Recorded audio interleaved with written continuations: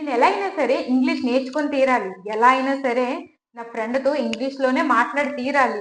So, ఇలా చేసి తీరాలి అని మాట్లాడుకుంటాం కదా! దీన్ని మనం ఇంగ్లీష్‌లో ఎలా చెప్పుకుంటాం? ఏంటో చూడండి. Have to plus V one has to plus V one. ఐకి, వీకి, యూకి, దేకి హ్యావ్ టు ప్లస్ వి1. హీకి, షీకి, ఇట్‌కి has to plus V one. So, ఇప్పుడు చూడండి. నేను ఇంగ్లీష్‌లో మాట్లాడి తీరాలి. I have to speak in English. English నేర్చుకొని తీరాలి. I have to learn English.